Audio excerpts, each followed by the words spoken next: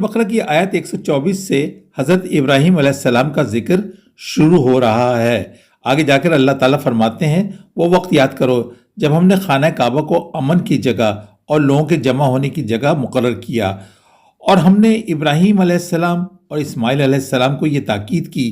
کہ تم دونوں میرے گھر کو ان لوگوں کے لیے پاک صاف کرو جو یہاں طواف کریں اور اعتکاف میں بیٹھیں اور رکوع اور سجدہ بجا لائیں۔ یہاں پاک کرنے سے مراد نہ صرف گندگی سے پاک کرنا ہے بلکہ بتوں سے بھی پاک رکھنا ہے۔ دوسرے بیت اللہ اور اس کے ارد گرد کے علاقے کی یہ حرمت ہے کہ یہاں نہ کسی انسان کو قتل کیا جا سکتا ہے اور نہ ہی جنگ کرنا جائز ہے، نہ ہی کسی جانور کا شکار جائز ہے، نہ کوئی پیڑ اور پودے کو نقصان پہنچانے کی اجازت ہے، اور نہ ہی جانور کو قید کیا جا سکتا ہے۔ لہٰذا